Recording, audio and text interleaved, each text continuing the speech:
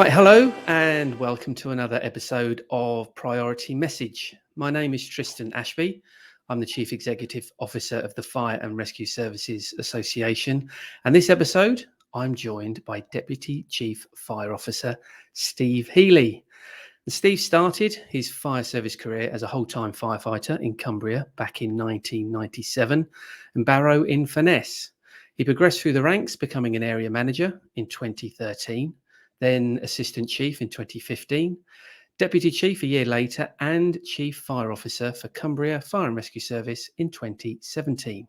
He then made the decision to move to take up a new challenge in Lancashire in 2021 to become the Deputy Chief and Director of Strategy and Planning. As the Deputy Chief Fire Officer and Director of Strategy and Planning, Steve is responsible for the strategic leadership and management of service on a day-to-day basis. And he is the Vice Chair of the Lancashire Resilience Forum. In his free time, Steve enjoys all sports, particularly rugby, and is the Chair of the Fire Sport UK Rugby Section Committee. Steve is also a member of the Institute of Fire Engineers and the National Fire Chiefs Council, where he is the National Lead Officer for Working Patterns and holds a Master's degree in Management. Earlier this year, Steve was appointed NFCC Lead for On-Call, following Chief Fire Officers Rob McDougall and John Price, who was stepping away, with Rob picking up the lead role of the People Programme. Steve will be assisted in his role by Assistant Chief Fire Officer Andy Cole from Dorset and Wiltshire Fire and Rescue Service.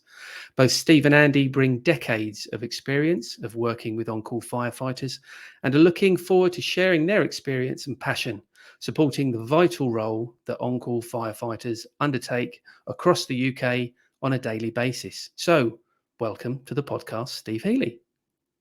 Morning, Tristan. Good to be here. It's great to have you on. I'm not going to hide the fact I've been excited about doing this podcast for some time. We've exchanged views over a number of years. I have a lot of time for you. You're one of the rare breed who haven't been on call, but you get on call. And there's not many people in the fire service that are like that. So in preparation for this interview, I've asked our local officials from across the UK if they could ask you one question. What would it be? Now, before I start into those questions, is there anything you'd like to say to kick this podcast off? Thank you for your warm words, Tristan. Yes, we've had many conversations over several years, haven't we? And my background is clearly coming from Cumbria, a very rural service. So absolutely, we have to appreciate and understand the on-call fire and rescue service, and it is different from the whole time, significantly different. And I think as leaders of fire and rescue services, we need to appreciate that difference and make sure that we are there fundamentally to ensure we can provide a service in these rural communities. And it is a real challenge. And I'm sure throughout this podcast, I'm really looking forward to the questions that you and your officials have come up with. But I'm sure we can tease out some of the thorny issues that services are battling with, so that we can really try and address the significant recruitment and retention challenges that everybody is currently facing across the UK. So really looking forward to the next 45 minutes or so with you, Tristan. Excellent. Right, I'm going to kick off with the first one. First question is, what does the role of the NFCC On-Call Lead entail? Well, I think it's a really good question, and I would say it's applicable to all NFCC lead roles, and it's essentially being the strategic leadership focal point to champion your particular area. It gives me great ability to look at the wider programme of work that goes on across the National Fire Chiefs Council, and you'll be unsurprised to hear that that's significant. But it will allow me to put that on-call voice into these forums to make sure that the voice of the on-call is being heard, and particularly so in things like Rob's People Programme, as you mentioned. Rob McDougall from Oxfordshire, very passionate, along with John Price, around the on-call challenges that we're facing. So I can now feed into Rob's programme and make sure that the voice of the on-call is heard. The operations committee, there's lots of work going on there around recruitment, point of entry selection tests, all of the things that we need to review I will make sure that the voice of you, your members, the on-call communities out there is heard, so that we're making decisions based on the right thing for on-call. I think the other opportunity that the role provides is links into ministers, not all the time, obviously, and to get ministerial time is quite challenging, but that strategic link from NFCC into colleagues in the Home Office, local government association, the HMI CFRS, it allows me the ability to really champion the role of on-call firefighters across the UK. And I'm sure I'm definitely going to take the opportunity through this podcast to talk about some of the key stats that we've got at the moment that we need to continue to drive forward the message that this is a significant challenge in terms of the recruitment and retention challenges we are all facing. So yes, that strategic voice, I guess, Tristan, and it's the ability to have conversations at levels of NFCC and other core partners to make sure that the on-call is being heard.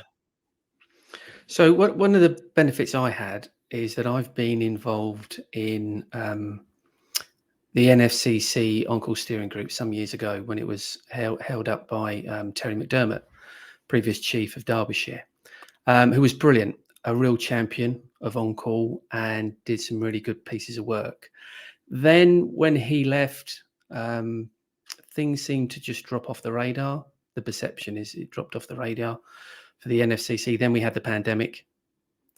So previously we had a steering group, and I'm not saying this was perfect, by the way, but previously we had a steering group. Then we had a practitioners group underneath that, where every fire and rescue service with an on-call establishment could have a voice. So I'd be interested what your key objectives are over the next 12 and 24 months as the on-call lead, whether you're looking to have a similar structure or do have your own footprint with regards to how you want the process to run? Yeah, another cracking question, and I guess you touched on it right at the very start. I'm not doing this role in isolation. Assistant Chief Fire Officer Andy Cole from Dorset and Wiltshire is assisting me, and in terms of the practitioners forum, Gary Ball, who's an area manager in West Sussex, is going to pick up the mantle around that. You mentioned Terry McDermott. A lot of time for Terry. Hopefully he's having a long and happy retirement. But Terry was responsible, I guess, for driving some significant things forward around the on-call. And I think your challenge is well made. Things have certainly dropped off, as I can see, and I'm sure that's what you're reflecting since the pandemic. And whilst we've tried to establish the on-call forums again, it's been slow going. But I am passionate about this, Tristan. I've not come in this role for 6 months, 12 months. I'm here for the long haul to make sure that we can really start making a difference. To get back to your particular question, we're looking, and I can't confirm the date yet, but hopefully at some point early June to start hosting a practitioner and a strategic lead forum. Date will be announced very, very soon, and of course you and the other trade associations and unions will be invited along to that. And the purpose of that get together is to kick off the new work streams in terms of the governance arrangements. We're likely to follow what you've said. There'll be a strategic board, but the practitioners forum led by Gary Ball does need a kickstart, and it's the responsibility of that strategic group to set that direction. In terms of key priorities, I guess, for me, there's been a whole host of research, hasn't there, over many, many years. Many people have done university theses on the challenges facing the on-call. We've had reports from overseas. I wouldn't say we researched out, but we do know what the problems are. I think what we need to do, first and foremost, is get that key data-driven analysis that is succinct, that really draws out the challenges that all fire and rescue services are facing. And if I may, I just want to quote some significant statistics now, Tristan, because I think it'll really help those listening understand the challenges that we're all facing. So if you look across the UK, 40% of all firefighters operate the on-call duty system, and that includes the big metropolitan fire and rescue services. If you strip out the half a dozen or so metropolitan services, over 50% of UK firefighters operate on an on-call basis. you look at the number of fire engines that are crewed by on-call firefighters, it's over 60%. So more than half of our fire engines across the UK are operated by on-call firefighters, and these percentages increase. 75%, so 3 out of 4 fire and rescue services have fire stations that are operated either solely or jointly with whole-time crews with on-call firefighters. So 3 out of 4 services, fire stations, operate with on-call firefighters in some capacity. And the final couple of percentages I'm going to throw at the listeners is over 90% of the UK landmass is covered by firefighters operating this duty system. So it's not just a challenge for us up here in Lancashire, in Cumbria, in the north, in Scotland, in Wales. It's a challenge for the whole UK fire and rescue service. And other than the large metropolitan services, pretty much 100% of fire and rescue services have more on-call joint stations than pure whole-time stations. So it's a massive challenge for the whole sector. And I think that data-driven analysis that shows the true value of the on-call, which I've tried to capture there in a couple of minutes of stats, the true value of the on-call, but also the significant challenges that we're all facing. Because the saddest stat in all of this, which I've not mentioned yet, is that over the last 11 years, the latest statistics from the Home Office say there's been a 25% reduction in on-call firefighters across the UK. And that's a significant challenge for us, because we cannot provide fire rescue services in many parts of the country without the dedicated commitment of on-call firefighters. So my priority, I guess, in the first 12 months is to draw together all of that into a real succinct data piece that we can use for leverage with Home Office colleagues, with government ministers, to look at how we can secure, hopefully, some additional investment into the on-call service. Now, I know you'll be aware of this, Tristan, and the NJC commitment to review the Grey Book remuneration arrangements for on-call firefighters. I welcome that review. They're committed to delivering that. Now the pay dispute is over, I think, in the next 8 months. For me, that needs a broader voice. It needs a voice of you. It needs a voice of NFCC playing into that. It needs a Home Office to play into that. It's not just a challenge for the NJC to fix. So we need lots of voices to play in to what that could look like. So I do see that part of my role will be to look to shape and influence some of that. And I think the final sort of piece in the next 12 months is to, again, kickstart that practitioners forum, because I do know that there is some good practice out there in fire and rescue services, and we need to capture that good practice and share it. And the NFCC are developing a product alongside the HMI around a positive practice portal. So the intention is for us to draw together that real good practice, that what's working out there in terms of on-call, and make sure that that's accessible to fire and rescue services, so that we can learn from each other and hopefully start to address this significant decline in what we're seeing across the country around recruitment and retention challenges. That's really interesting and positive to hear. I mean, some people will say you can make stats say whatever you want, but I just noted down everything you said with regards to those stats, and that is really impactful. The 90% land mass is the cherry on the top, but everything else just suggests to me that, yes, we've got a recruitment and retention problem. Yes, we've got a model that needs some TLC, it needs some tweaking. We've definitely not got a situation where we need to throw it in the bin. There are people, some chief fire officers, and I'm not naming names, but you will know this. Some chief fire officers think that the retained duty system is broken. It's in the past. It's not fit for purpose anymore, and we need to look at something completely new. Those stats suggest that isn't correct, because we are still functioning on a day-to-day basis. So I would be interested, and I guess I know the answer to the fact that you've taken up the lead, but I would be interested in what your view is of what needs to be done in general to the retained duty system to allow it to function in the modern society that we now live.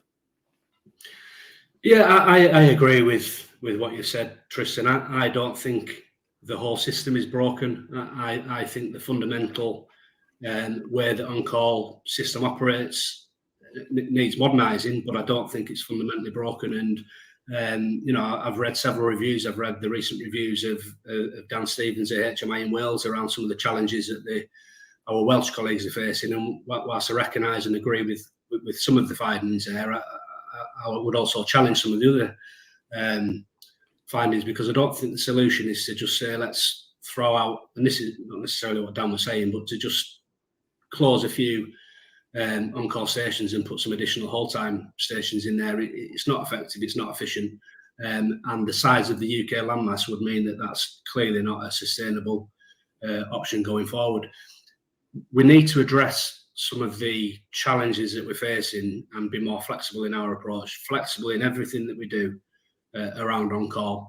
We might touch on it later, but when you talk about is a firefighter, ultimately yes, but we've got to treat the on-call differently. We have to accept that flexibility and commitment that on-call firefighters provide, because without them, you've quoted the stats, or I quoted the stats earlier, we simply don't have a UK fire and rescue service. So I think we need to address some of the things that we're doing. I talked earlier around the point of entry selection tests. If we're struggling to recruit, do we need to review that?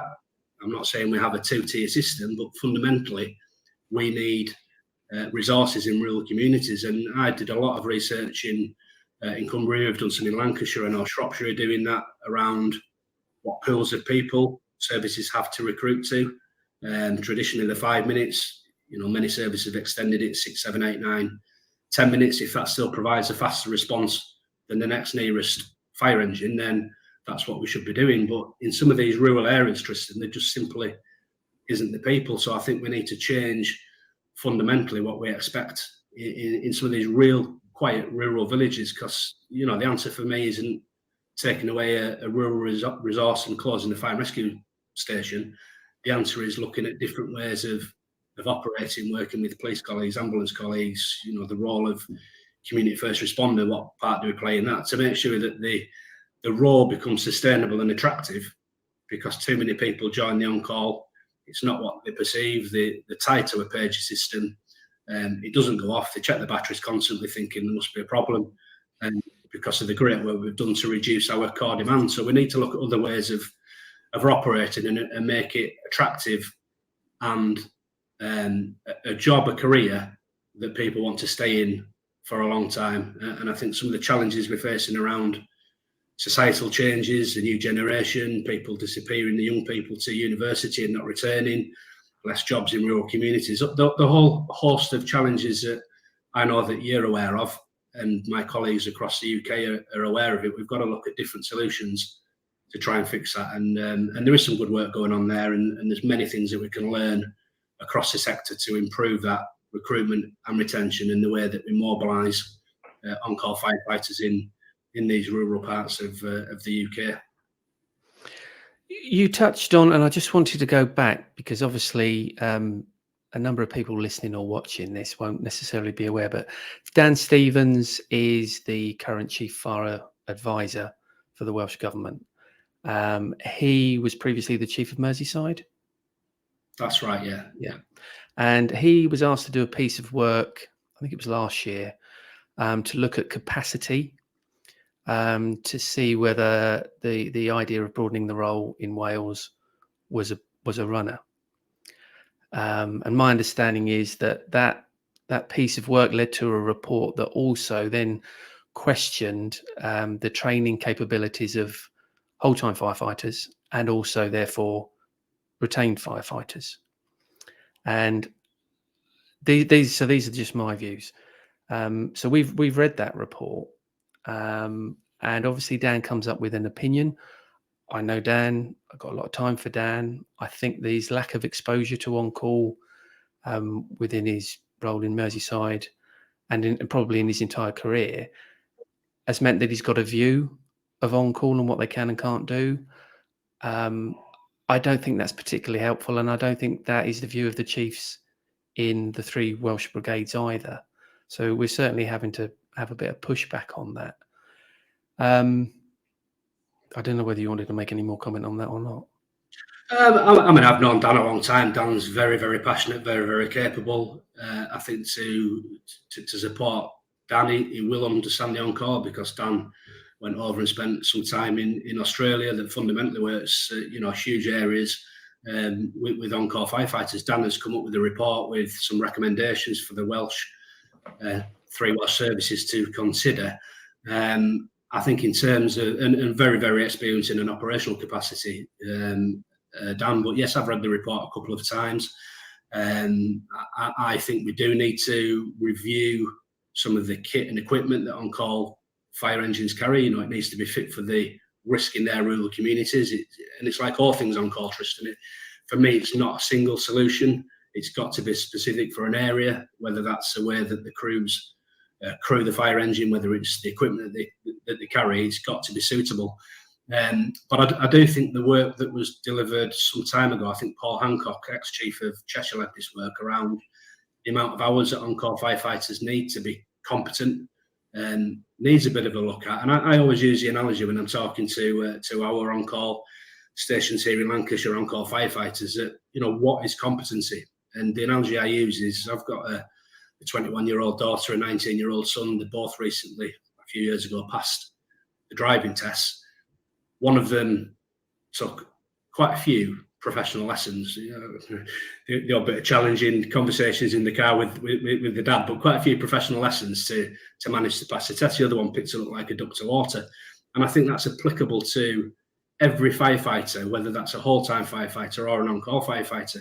How much input and training do you need to, firstly, gain competency, and secondly, to maintain it?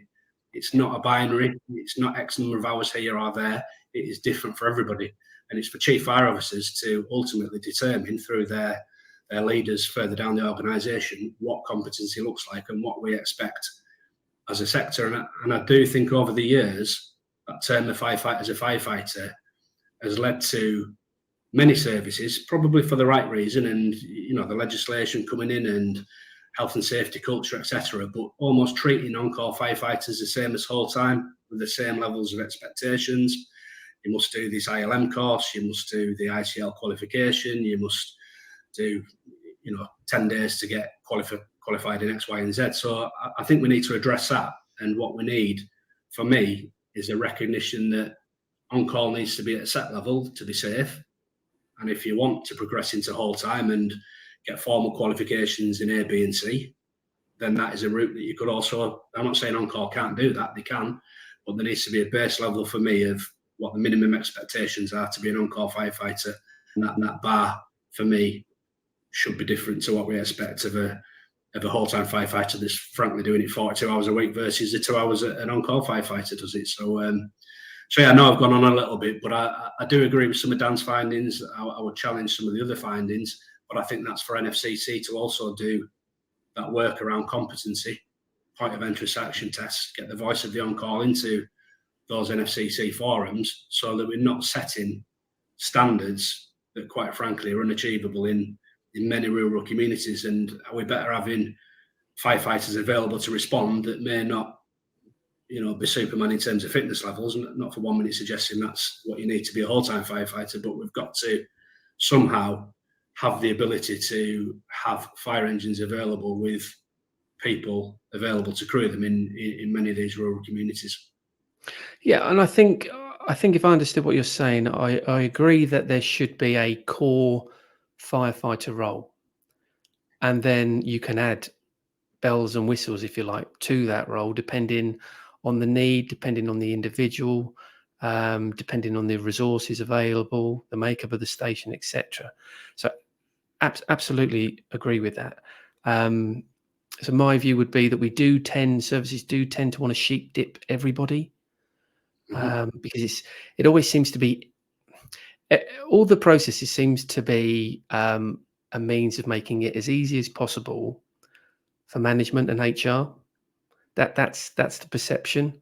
A new policy or a policy will be revised based on how it works for whole time, and then the retained on-call will be bolted on, and it will be made to work, even if it doesn't. That, I don't know whether you agree with that. That's certainly how, over the years, that's certainly how it's felt. Yeah, I mean, I would support HR colleagues and managers at all levels. I think services are facing difficult challenges across the piece, as we know. But I do recognise what you're saying in terms of that policies written, and I guess it depends on the split of the service. And if I use an example of Cumbria, where you've got predominantly on-call firefighters, 2/3 of Cumbrian firefighters will be on call. And in Lancashire, we've got more on-call firefighters, more whole-time firefighters than on-call in Lancashire, 600 to 400 on-call. But in Cumbria, it was the opposite way around. And I think sometimes the mindset of writing policy is determined by the percentage of your staff that are one or the other. Is it a predominantly whole-time service or a predominantly on-call service? I think when I quoted the figures earlier, 75%, 3 out of 4 fire and rescue services have more stations that are either fully crewed with on-call or joint on-call and whole-time. So we should, as leaders, be looking at this from an on-call perspective. And I think the solution lies in, you can create policy, but you've got to put yourself in an on-call firefighter's shoes. And the development of on-call analysis when you're going through a policy change, similar to a equality impact analysis, you need to do that analysis of on-call as well and see what that impact is going to be on on-call firefighters. And it's too easy to say, well, we'll bring a new learning management system. You need to do X number of hours every week to fill in, dot every I and cross every T on that system, as an example. Well, that's all well and good if you're at the fire station for 42 hours, like our whole-time firefighters. If you're an on-call firefighter and you've got other employment for 40, 50, 60 hours a week, you've got very limited time. So we've got to look at it from the eyes of on-call firefighters and make sure that the policies that we're all writing do support that on-call system. And it's almost a light version for me. And I know, back to Dan's report in Wales, and, we'll quote Wales because it is very, very rural and they rely heavily on on-call firefighters in Wales, like many parts of the UK. But Dan recognised the great work that some of the services have done around the micro teachers. So you can have your bells and whistles development tools, and then you can have the micro development tools. And the minimum standard is you need to look at the micro teach elements. And if you want to delve further into it, then these are the additional modules if you've got the time to do it. So I think as a sector, we need to set that minimum level, and then you grow that if you wish to progress, as you rightly say, if you wish to progress further. I think the other thing I would say, Tristan, I hear a lot that the on-call can't do this, you can't do that. Things like swift water rescue, for example. And I know in many rural services, without on-call firefighters being trained in swift water rescue, for example, they wouldn't have a swift water rescue provision. So I don't think, and I'll probably repeat this phrase a few times in this podcast, but I don't think it can be a one-size-fits-all. And I think it's got to go back to what works in that community, what are the risks in that community, what's the appetite of that on-call unit to pick up additional skills if they so wish, and us as leaders need to support them as best we can. And I get the huge turnover, and it may ultimately, if you did a deep dive analysis, say, well, it's you're better off training whole time because of the longevity. But I don't think that's a solution, and it's certainly not a solution in rural parts of the country. No, and I think, if anyone can take a few points away at the end of this podcast, one of them would be one size does not fit all. Totally agree with that. We don't want to be using the sheep dip method. There is no silver bullet in terms of the answer, and it's an ongoing issue that needs to be managed. Once you fix the retained duty system, which we will, we've got to keep working on it. We can't just let it and leave it, which was, I think, one of the problems with the pandemic. When we had the pandemic, availability increased significantly because people were being made furloughed. They were available a lot more. And I think a lot of people then sat back and thinking, well, actually, I haven't got to worry about the recruitment and retention issue because all the stats are telling me everything's lovely. Well, that was always going to stop. And I don't know what your thoughts are, but my understanding through the stats, because I like my stats too, is that actually we're in a worse position now after the pandemic than we were before, because people have realized actually we can do things differently, but there's a different way of working. I don't necessarily want to be tied to my alerter 120 hours a week. I don't necessarily want to be tied to the fire service full stop, and have left. And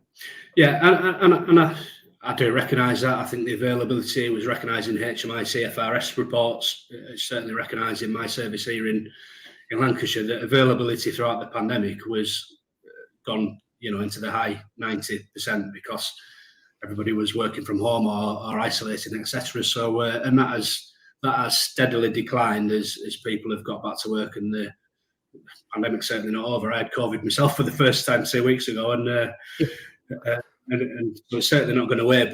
But as society gets back to normal, yes, on-call availability is significantly now falling off the other end, and I think we need to learn as services what are the opportunities that new way of working offers to fire and rescue services. And I do know North Yorkshire have done this, and many other services are looking at it. But to create fire stations into office space and offer opportunities for people who might not have ordinarily looked to recruit into the service, but come and work from the fire station. We'll provide the Wi-Fi, we'll provide welfare facilities. You can work there, and at the same time, we'll train you to be an on-call firefighter. You can earn more money. You're keeping your on-call fire engine available. And I don't know whether North Yorkshire have done the analysis of that yet. It's probably very early days, but hopefully they're seeing some success in that. And I think we need to look at opportunities where people don't necessarily need to live within 5 or 6 or 7 minutes of a fire station.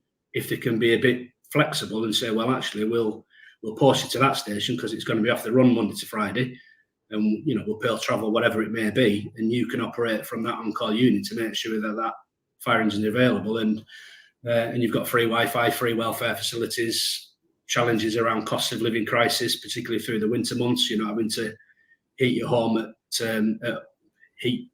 home, and we can provide that as a fire service at the same time address some of those challenges. So I think it gives us opportunities, Tristan, and I think we need to again capture that good practice and make sure that is shared across the sector, and really look at who we can try and now attract into the fire service, rather than think, well, yeah, it's a challenge, let's get our head in the sand again, let's try the same things we've tried for decades, and be surprised that availability is declining. So it's got to be flexible. That's a key word.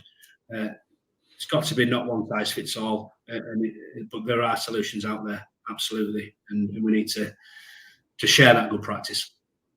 I remember having a conversation with Becky Bryant when she was the Chief of Staffordshire. This was probably about 5-6 years ago, and we were talking about exactly this: Green Book staff working from fire stations. County councils have lots and lots of staff that could be on-call firefighters, and that was a time before we'd even heard of Teams and Zoom and agile ways of working. So totally agree with you. I think it ticks so many boxes in terms of how it should work and the benefits for everybody.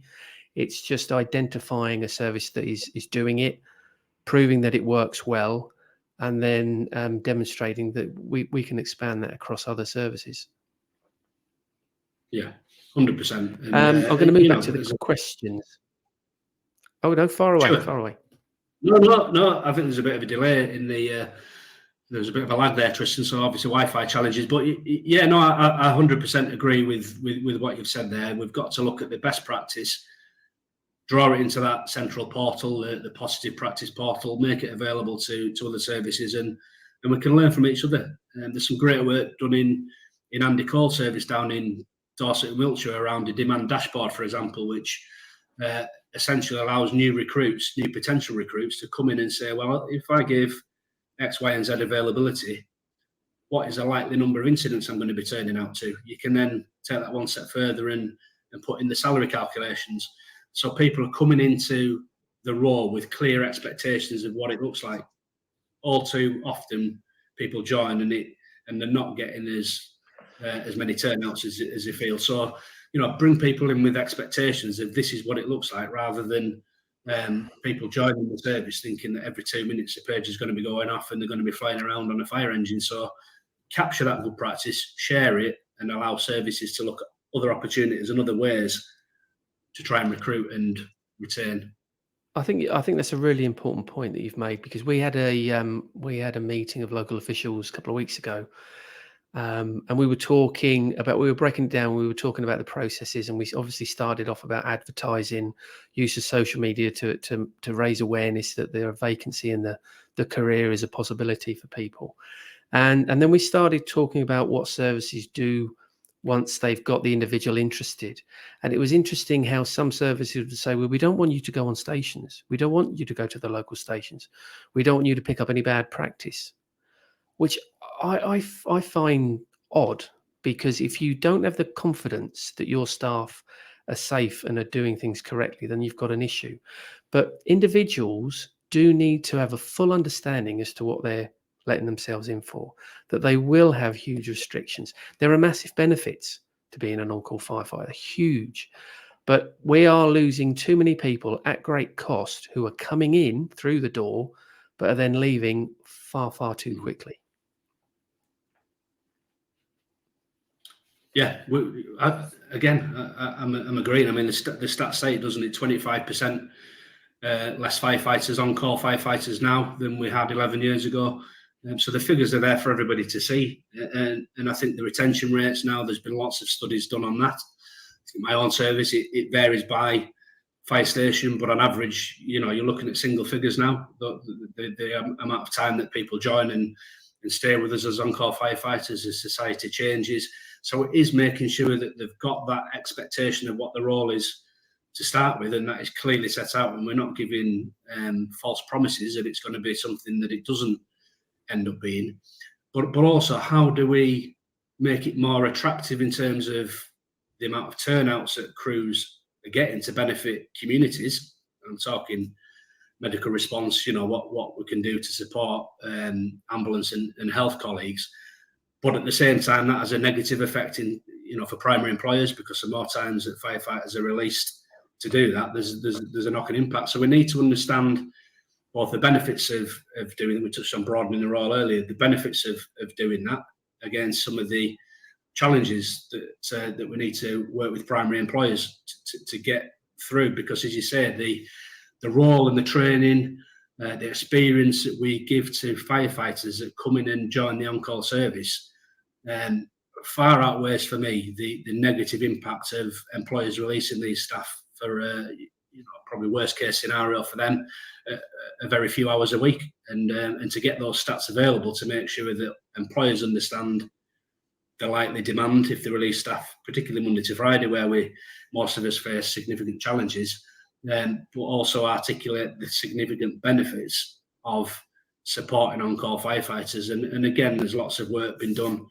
in many services around that to recognise the value of employers. In fact, there was something on Workplace, you probably saw it the other week, Tristan, where somebody come up with the suggestion of, do we have an annual day that celebrates employers that release on-call firefighters every year? So things like that we need to feed into Garage Practitioners Forum and make sure that we're considering that. And if we feel there is benefit, then let's get our weight behind it and do it nationally to make sure that we are truly recognising the value of those thousands of employers out there that do support fire and rescue services, providing fire stations and fire engines crewed by on-call firefighters in these rural parts of the UK.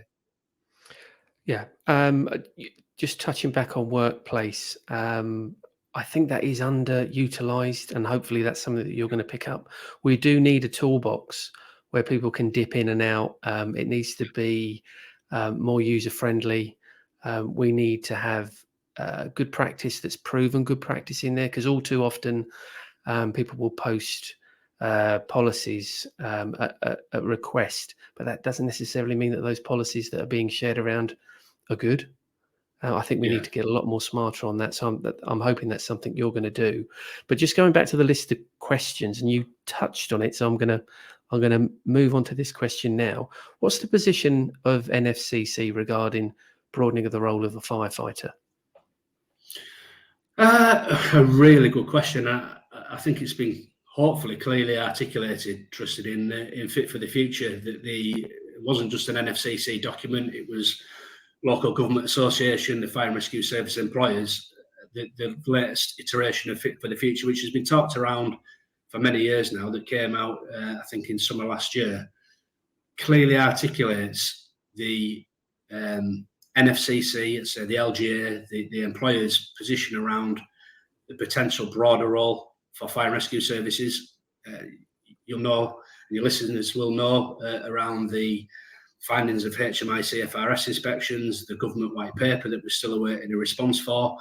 All of these things need to come together, and very soon we need to clearly identify what is the role of the fire and rescue service, and as importantly, what does that mean for firefighters and the role of firefighters. So within that Fit for the Future document, there are a couple of things in there that do talk about that broader role for health. So the emergency medical response when people are suffering cardiac arrest. I know, sadly, and it is very sad, is this, that across the UK, people will sadly have lost their lives that I believe could have been saved if we hadn't have stopped the NJC trials a few years ago around that corresponding pilot. So I do recognise there is absolute value for us to do that, both in a whole time and an on-call capacity. And I would argue, from an on-call perspective, it is more and more important than ever because of the response times for ambulances to get into many of these rural towns and villages. So we've certainly got a role to play, and that's recognising Fit for the Future. Beyond that, in terms of the broader medical activity, again, we know the significant demands on health, whether that be through the pandemic or other times when there's pressures at the ambulance, at the hospital end, where they're not getting the discharges, etc. So the Fit for the Future does recognise, is there an opportunity for services to step into that place, whether that be, picking elderly people up, doing lower level calls that's broader than the Cat 1 cardiac arrest response when demand is significant. But that's got to play in, to that NJC environment and make sure that the remuneration arrangements are agreed. But for too long, we've talked about this, Tristan. For too long, we've talked about it, and sadly, people have lost their lives that could have been saved had we been corresponding. And I know many services still do that. I'm passionate to get that off the ground. Here in Lancashire, we've got a pilot ongoing at the minute using some of our community safety staff that will hopefully broaden to some of our operational staff, our officers. The police do it, they carry DFIBs, the police officers. It's something that we should be doing to support our communities. We're a public sector organisation. Our firefighters, many of our firefighters, I can't speak for all of them, many of our firefighters that I talk to on station visits do want to do this, they do see the benefit in it, but it's got to be resolved on a national level, because if we just try and continue to get this over the line locally is a significant challenge, both from I guess some of the trade union challenges within our sector, but also the ambulance service trade unions. Absolutely, there's a role for those unions to play, but we need to make sure there's solutions in there so that the people that need our help when they're suffering cardiac arrest get that. The first person you want to see if you are suffering a heart attack, cardiac arrest, is a trained paramedic with a DFIB. You want them there in seconds. Failing that, you want anybody that's trained with a defibrillator, whether that a community first responder in many of these rural, whether it's a fire engine turning up, whether it's somebody running the local Asda garage and picking up the DFIB that's probably in your supermarket and running back and helping. Time is critical, and I think as a sector we need to pick this up to support society, to support health colleagues and do the right thing for people when they need help as quick as they possibly can. So I agree with everything you said. With both organisations are completely on the same page with this, and it's a huge amount of frustration for our members that this has been talked about, and this is one of a number of subjects. We're talking about recruitment and retention for on-call. We've been talking about that for years. I was at the NFCC Culture Conference Monday and Tuesday of this week. We've been talking about that for years. So there's a common theme that we do a lot of talking. We all sort of believe we know what we should be doing, but we're not getting there. It seems perverse that we're expecting members of the public to use DFIBs, but we're not using potentially trained firefighters to be able to do that. Or, one of the questions I had was, how have we arrived at situations where fire and rescue services rescue pigeons, but not elderly fall victims? And I think, it's a sad situation that we're in with regards to that, because we seem to be coming up with all sorts of political, ideological reasons as to why we're not doing stuff. I'm not talking about everybody, but certain organisations, when really we should be looking at why we should and how we should be helping people. The call levels have gone down dramatically. One of the problems we've got a recruitment and retention crisis in on-call is because of the low call numbers. This would open up the ability for people to earn more money, for the job to be more attractive to a wider group of people. Again, very similar to when we were talking about working from fire stations. This is a no-brainer. We should be doing this. We should be getting hold of this and driving it forward as all of our organisations, NFCC, LGA, NJC, FBU, FRSA, FO, everybody, we should just be getting on with it.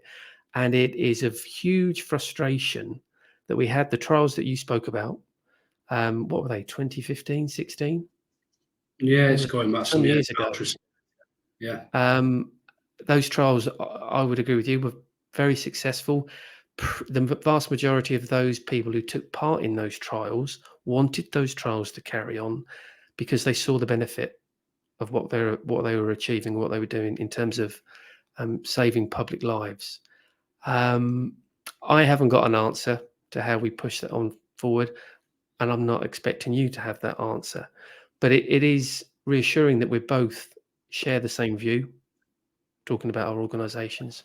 And my guess is we've got the commitment from you in your role that you'll be doing everything you possibly can to make sure that we achieve that aim.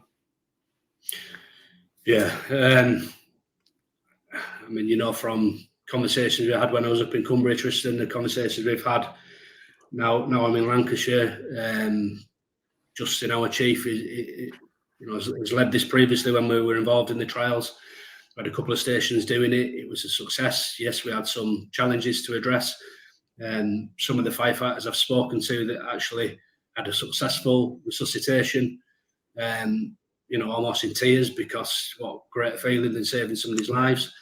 I talked earlier about the pilot we're getting underway now in Lancashire using some community safety staff.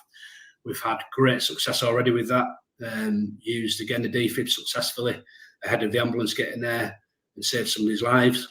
It's clear that role that we can offer will save lives. And I'm with you. I'm frustrated that it's taken so long.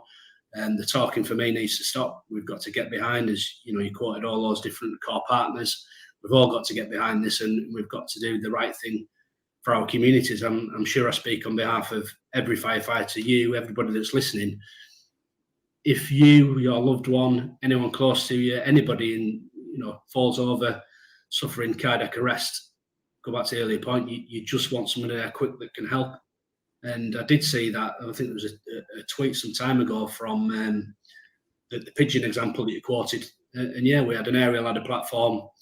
At that incident, we had probably, not as in Lancashire, I think it was down south somewhere, a couple of fire engines, no doubt some flexi duty officers, probably committed for 4 or 5 hours to rescue a pigeon from an aerial.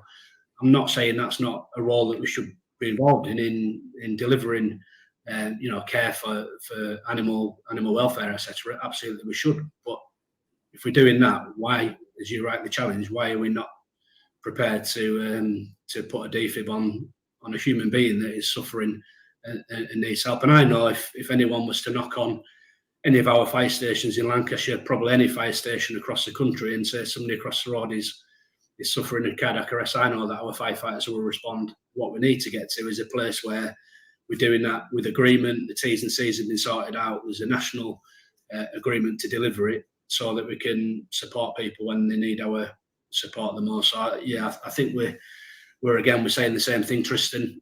Passionate about it. It needs to happen. It's been mentioned in the HMIC certified reports. It's mentioned in the white paper. The talking needs to stop, and we need to get behind it and make it happen. And there's a firm commitment from that Fit for the Future document to suggest that the LGA are behind it, the employers are behind it, and NFCC are clearly behind it, and we just need to make it happen. Okay, I'm conscious of time. I know you're a very important man. You've got things to do. I've got two more questions. I've got loads of questions, but I'm going to pick two particular questions out, and then I'm going to actually hope that you'll come back for another podcast, because I think we could talk for another couple more hours. Absolutely, and it probably would be good if we spoke after June, when you have your first practitioners meeting, and keep everybody up to date through this podcast on that. Absolutely, more than welcome to come back, Tristan. As you're rightly say, I think we could probably talk for another 2 to 3 hours with the challenges that we're facing, and but yeah, more than happy to come back. So I'm going to ask you two more questions. First one is, how can we attract more women and ethnic minorities? The question I was given is into on-call, but I'll open that up into the fire service, more importantly. I think you're absolutely right with that last sentence there. I don't just see this as a challenge for on-call. I think all of our services are struggling with that diversity challenge and making sure that we've got a workforce that represents the communities that we're all here to serve. Again, there's some good practice out there. I know Rob's service in Oxfordshire have done some great work recently that has seen them double the amount of applicants from diverse backgrounds that have come into the service. And one example, when we're talking about minority ethnic groups, I think they'd visited the local mosque, and they'd placed in there a set of fire kit, not a person, but just a set of fire kit on a chair, to get the conversation going about, well, what is that? Why is that there? And to start that dialogue with some of our black minority ethnic communities, to try and make them aware that the fire and rescue service is a really rewarding career for them. I think there's more work we need to do, particularly to attract females into the service. Again, there's great examples across the country where we've had female on-call firefighters, talking through their experiences outside of the service, what role they carry out, and how they've managed to join the on-call service and the benefits that gives. We host Taster Days here in Lancashire to try and attract more females into the service, to run them through some of the practical tests. I mentioned very early in this podcast, a review that's going to happen very soon around the National Point of Entry selection tests. So again, that needs a review for me. Is it a one size fits all? Many of those tests that we do, particularly around strength, are determined on lifting a 13.5 metre ladder. Do we need 13.5 metre ladders on every rural fire engine? I'm not sure we do. We need to, the great work that I think was done previously around the on-call website and the work that Terry did around that Need More campaign, I think that was a success. But I think we need to make sure that our recruitment advertising is commensurate with the role that we're expecting. Very too often I see things on social media with services, and I think Dawn mentioned this. I listened to Dawn's podcast with you the other month, the sexy stuff and the firefighters running into a burning building and carrying, the casualty down the ladder. Thankfully, due to the great work that we've done, in community safety, people are far safer now in their homes than ever before. But if you're wanting to join the fire and rescue service and see this, almost male macho image of the firefighters running into burning buildings and carrying out all of these rescues, then you might look at that and think, no, that's not really a job for me. Yes, that is part of the job. And yes, we've got to make sure that people are fit, healthy, safe, and can carry out those when required. But as well as I do, the bulk of our calls are not of that nature. So we need to review how we advertise and how we market ourselves to make sure that we are attracting more and more people. And again, repeating what I said about the great practice that North Yorkshire are doing, around people that work from home now. Come and work for us, come and work at a fire station.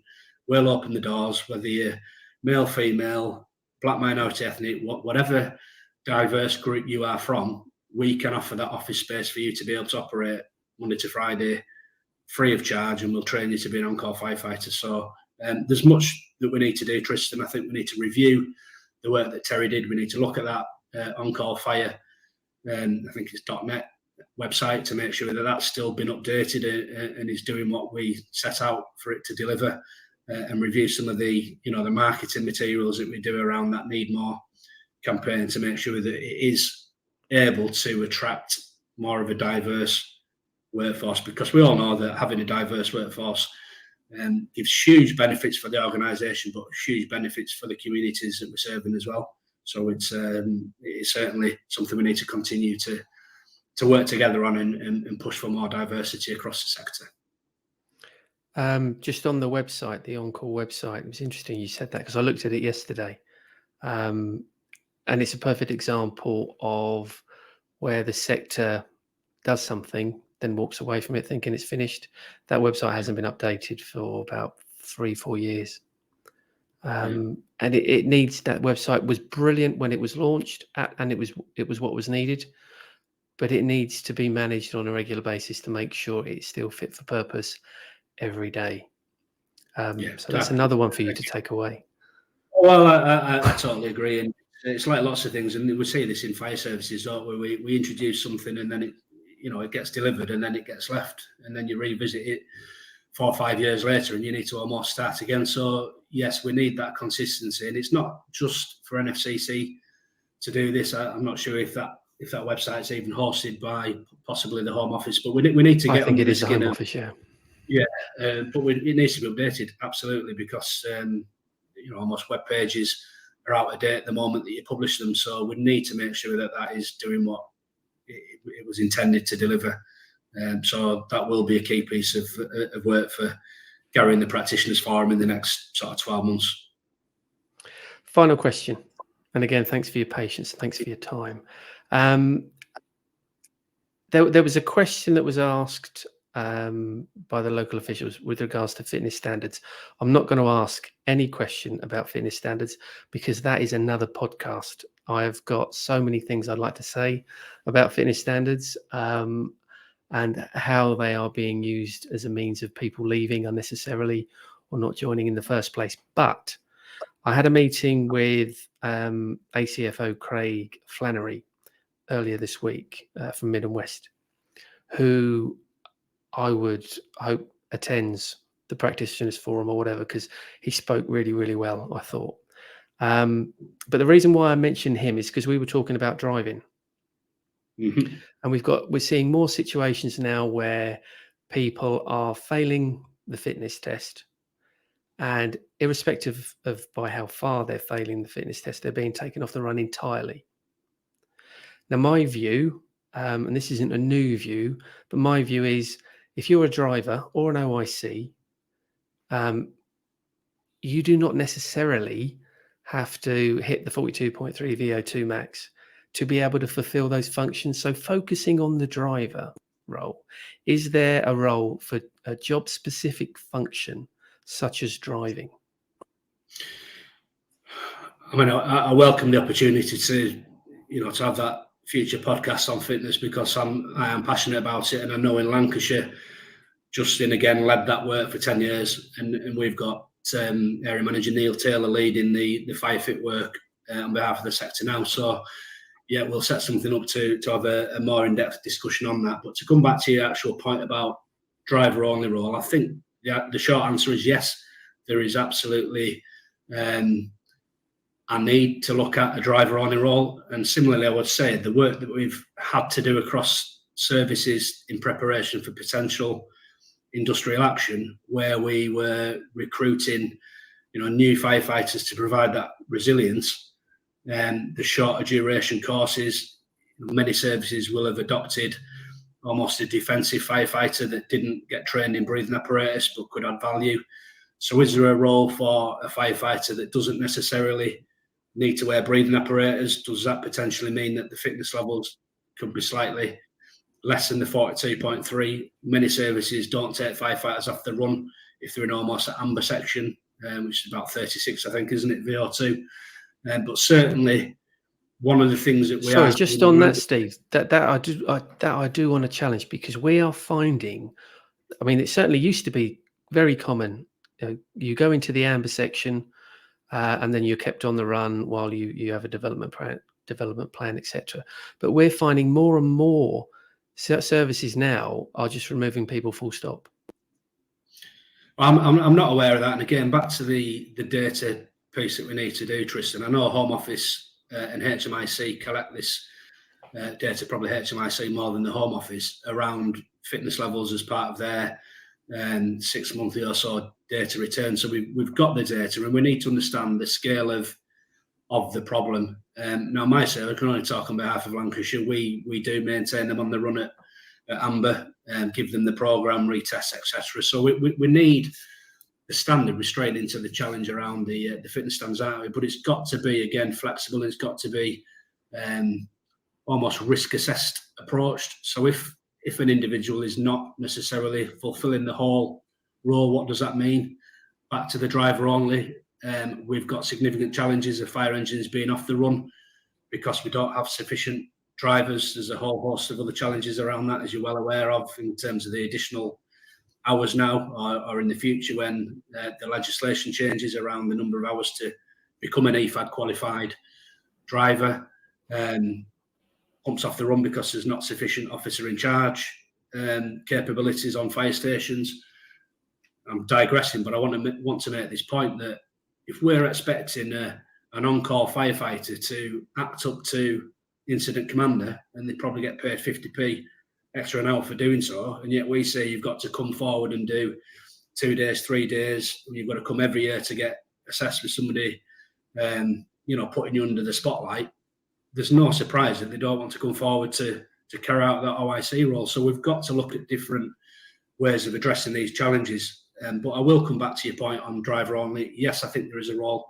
Yes, I think we need to look at some of the things that we've managed to learn from preparations for industrial action around how we can attract a workforce that can still provide a level of service and the challenges in rural communities, because if we set the bar too high and we can't get people to pass that bar, then we're not doing anybody any favours, because we don't have a fire engine to turn out, because we don't have sufficient people that have skills. So I welcome that longer debate on this, Tristan, because the 10 years of research that was done under Justin and the FireFit programme, some leading academics involved in that. I get the 42.3, but it is, we need to tease it out in the next podcast where we understand where that was grown from and what it actually means and how we can almost refresh it, because that was Home Office guidance that came out in 2016. That's 7 years old. There's been a huge turnover of senior leaders in that time. So we need to push things out now that say this is a guidance and make sure that everybody understands. But it's for individual chief officers, obviously, to apply that guidance in their own services. And I do get that you will have seen probably some fire and rescue services taking a more risk-averse approach and taking people off the run than other services that are doing something different. So we need to try and get that consistency across the sector. But ultimately, for me, it's making sure we've got the right skills, the right numbers to be able to turn out fire engines in rural areas when communities need us the most. Steve, all that's left for me to say is thank you for your time. I've really enjoyed the last hour. Hopefully the listeners and the viewers have too. Definitely be inviting you back on. And this, I think, probably more than once or twice, because we've got a lot that we can say. I think it'd be helpful to update people as to what your department as NFCC On-Call Lead is doing in the coming weeks, months and years. Absolutely, Tristan. I say I've thoroughly enjoyed it as well. You can, hopefully your listeners will sense a passion that we've both got for the on-call service. It's a tragedy in my eyes that we've lost so many firefighters over the last decade. It's a tragedy that we've got so many fire engines off the run in rural parts of the country. We're not delivering the service that our communities need us to deliver. So there's so much more we can talk about. But thanks very much for inviting me on, and I look forward to the next opportunity too. Brilliant. Thanks, Steve, and take care, everyone. You too. Thanks, Tristan.